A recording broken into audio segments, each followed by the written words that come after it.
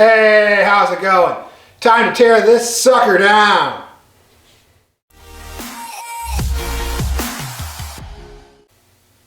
Okay, so I finally got around to part 2, the teardown of the ATK 5.7 Vortec crate engine from Jegs, eBay, not sponsored.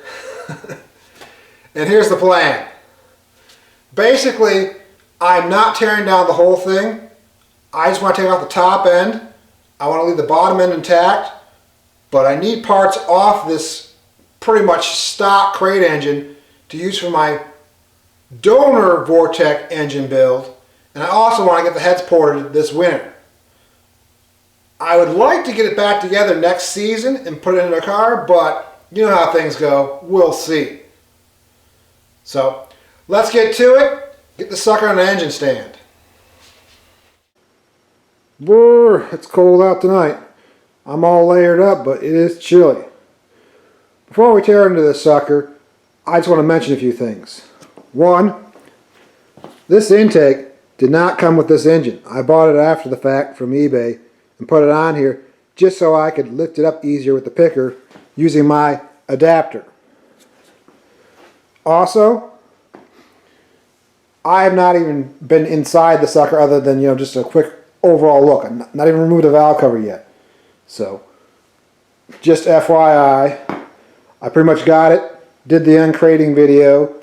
I covered up all the open holes with tape to try and keep the moisture out. The exhaust ports. I put some new spark plugs, which did not come with the engine either, in the cylinders so I could try and keep them dry. And I probably should have covered up the crank nose, because you can see it's just starting to rust a little bit. Not too bad. I'll just take a little bit of steel wool and we should be good. But just FYI. I mean, it did come with these silica packs, but no telling how long they've been in there. And I got some other stuff I'm going to put in there when I'm done with the short block, and we'll get into that later. Also, I'm probably going to save this crate. I mean, I use these Harbor Freight dollies under there, and I'll probably just, get some casters, screw it on there, and use it to roll around cores out in the pole barn. So, it's kind of, bonus idea or whatever. So, give me a second here, and we'll get the intake and valve covers off. The teardown has begun. And I got my table set up and laying out parts. But before we go to those, I keep forgetting to mention, this is not a new crate engine. It is a refurbished, remanufactured, whatever, slightly used, I don't know. This is what it is. It is not new. Anyways, you can see the valve covers, they look nice and clean, possibly new. But what they did is, I freaking hate this, is they siliconed the gaskets on. Ugh, it's annoying. I mean, I plan on eventually replacing them with some aluminum ones, but still, I mean, I do prefer quart gaskets with steel core, but it's just annoying. Now onto the valve train. It looks like the rockers are used, or like I said, this is remanufactured. Maybe it was ran for, I don't know, 100 miles, 1,000 miles, don't know. They're not 100% new. Push rods, they look pretty new. I mean, I don't really see any, focus, any noticeable really rings or marks on there. I mean,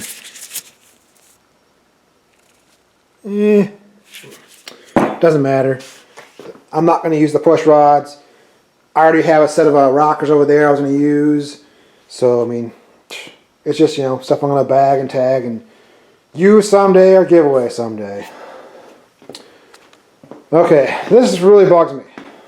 Grab my light. I'm pretty sure there was no rust in this engine.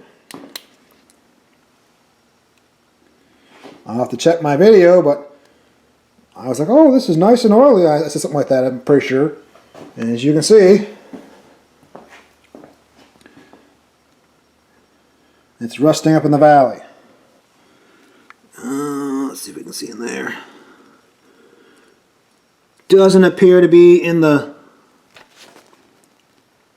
runners. Check this other side. Still, it just bugs me. I mean, it doesn't really matter. I can try and, I guess, spot clean it some, or just not worry about it and go, you know, the filter will catch it. Oh well, I mean, it kind of bugs me because I know better. I bought a can of this stuff over here for when I get the heads off so I can coat the cylinders. Like, see this engine over here before I put this cover on, which I like. I sprayed it down with this stuff, which is, you know, rust inhibitor. You know, it's supposed to be like, you know, waxy type, you know, stuff that'll stay on there so you don't get rust. I mean, I'm kind of worried now that when I pull these heads, because the rockers weren't backed off. I was kind of wondering if they were, but they weren't.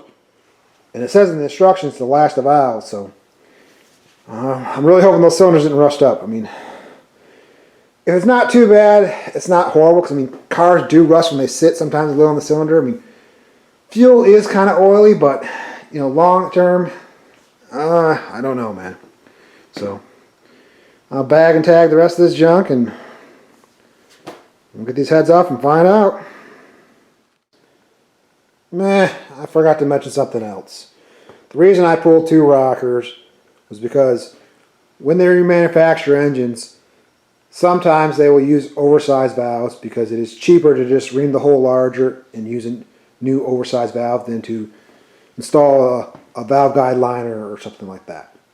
So that's why I'm checking on, you know, 1 on each head.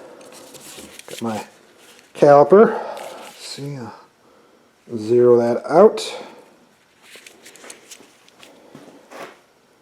Let's see here. Did I get 0? No, I didn't. Come on. Cooperate.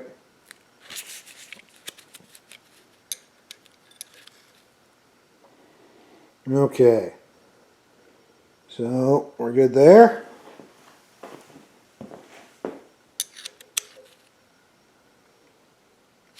And we are good there. No oversized valves. Good news.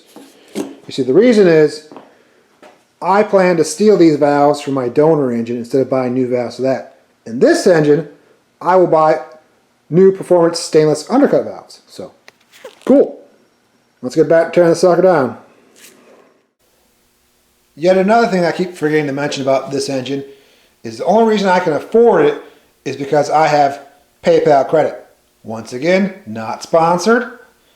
And they have this thing where you can, you know, buy something like over, I think, $600 maybe, and divide up into 24 interest-free month payments if you pay, you know, it off in time, you know, pay the proper amount each month and on time.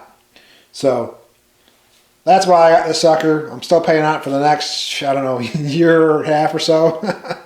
Hopefully I get some use out of it hopefully I pay it off before I blow it up.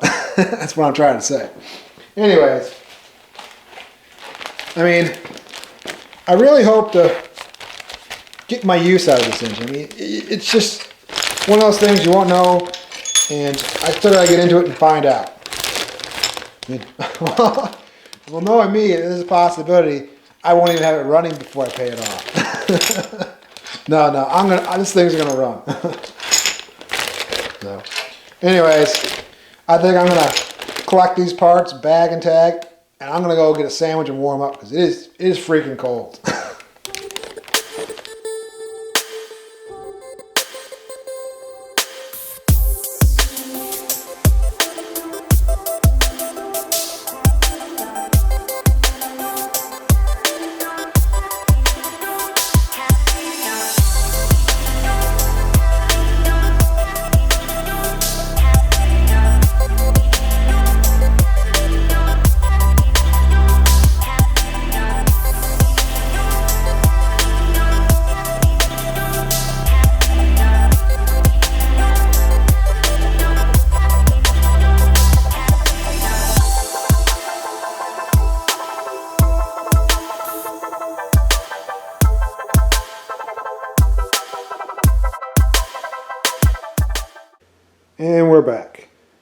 Drowning my rusty sorrows in root beer.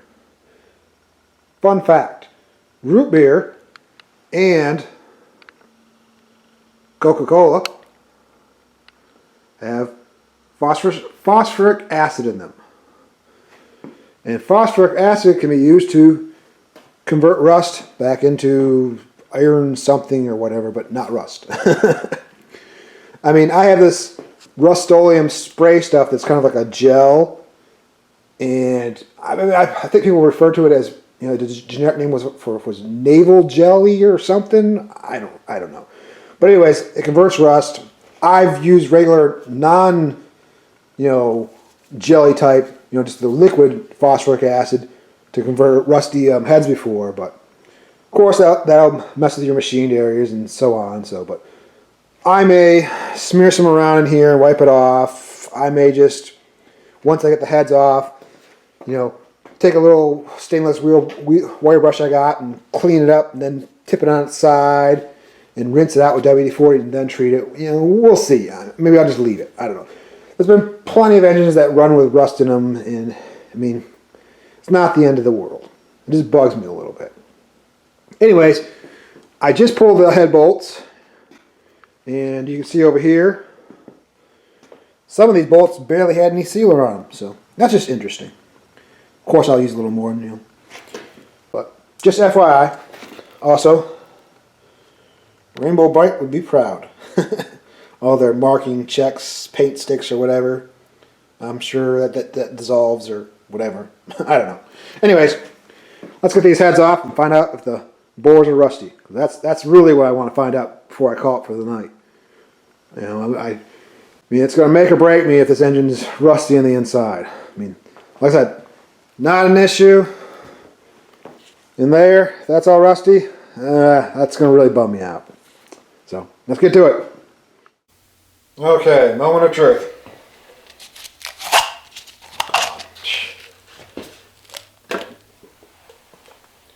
Oh, there's like a little in the back. Nah.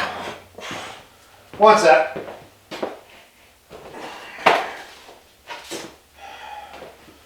I thought we were good, but I saw this back one.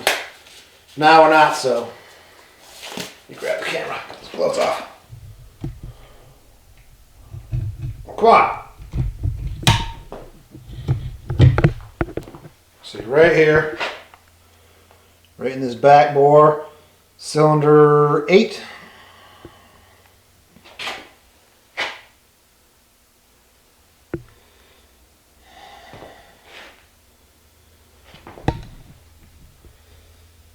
And cylinder 2. So, that sucks. Well, let's check the other side. Okay, now the odd cylinder side. Get off me.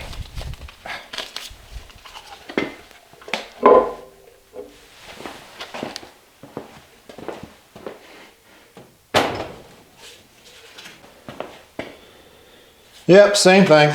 Grab the camera.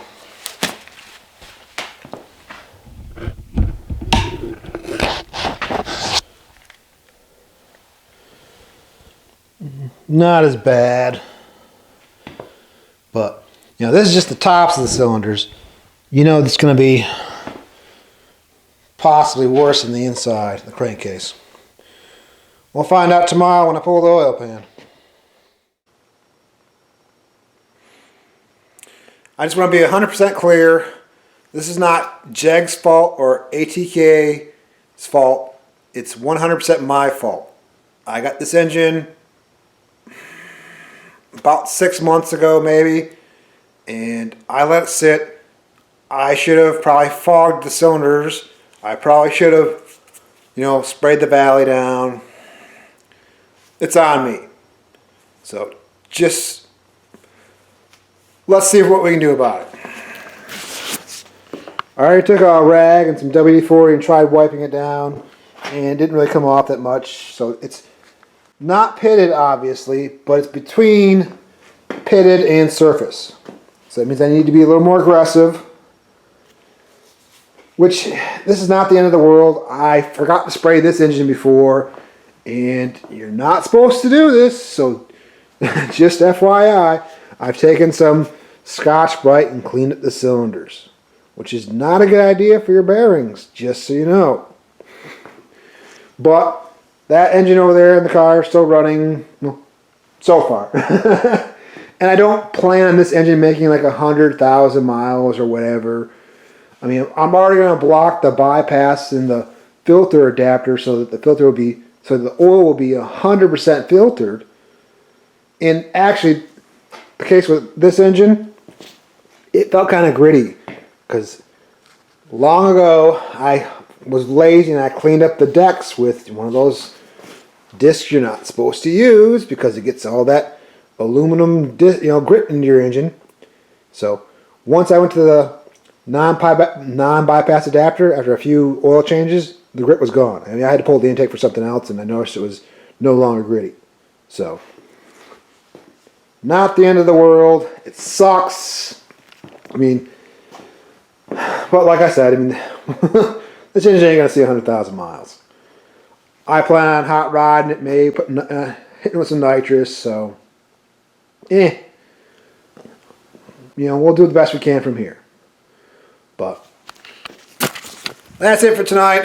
I'm still gonna tear the engine down. I need to get into the bottom end a little. I mean, not the rotating, but I want to pull the oil pump, the timing chain. I plan on using those on my other, donor engine because I was going to use upgraded, better versions on this. But, I mean, so I'll get back to it tomorrow when it's not as cold and I'm warmed up. This video is going to be a mess. I blame the cold. I forgot to point out the heads. I didn't check on the engine, but as soon as I pulled them off, I noticed 906, 062. So we have mismatched heads. Not a big deal from what I've read. I mean, some of the 906 had hardened exhaust seats, but only the ones on trucks. So I have no clue.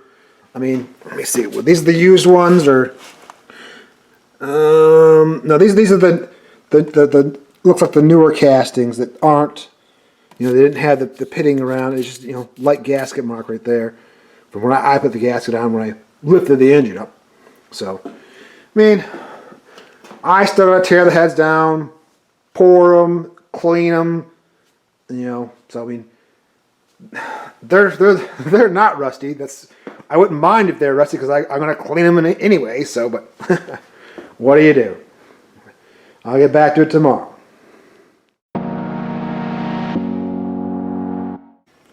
It's the next day, and well, I decided I'm going to do one more thing and I'm going to wrap this video up. Well, otherwise it's going to be too long. And plus, I originally wasn't going to go into the short block, but after finding all that rust, I decided not to half-ass it because that's kind of how I got into this mess. So I'm going to make it another part and tear down the bottom end. Might as well tear it down completely. I think I'll go ahead and fully modify the block while it's apart, of course, because that was kind of the reason I didn't really want to get too far into it, because I'd do more and it would take longer. So, anyways, let's get to this. Of course, I gotta tear the heads down still before I can port them. So, I got my LSM valve spring tool out, and I've showed it in one of my previous videos, but it wasn't highly viewed, and I kind of had a bad angle. So, we'll give this here a shot.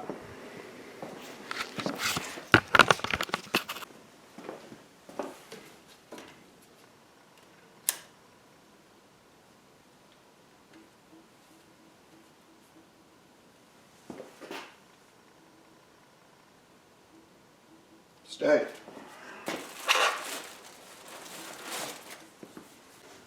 Now, I really like this tool.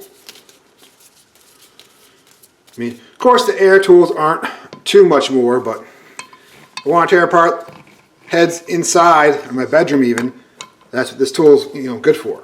And that's what I'm actually going to do. I'm going to film this, and then I'm going to go inside and tear the rest of this head and the other head down.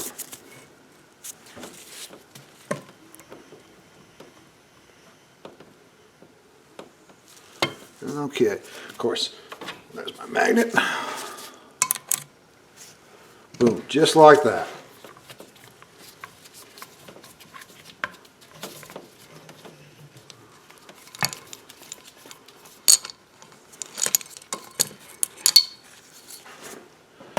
Easy as pie. So there it is. Hope you learned from my bad example. 1. Don't assume your crate engine cylinders have been fogged. Fog them yourself. 2. Just because it's oily now doesn't mean it's going to be oily months later. It might be rusty. So, rust preventative. I mean, initially I planned to tear it down in a couple weeks and then rust preventative, but I got sidetracked and that's life. Nothing I can do now but deal with it. I'll finish tearing these heads down, pick up the parts from the top end, and tomorrow I'll get started on part 3. Otherwise, thanks for watching. Hope this helps. Keep it real.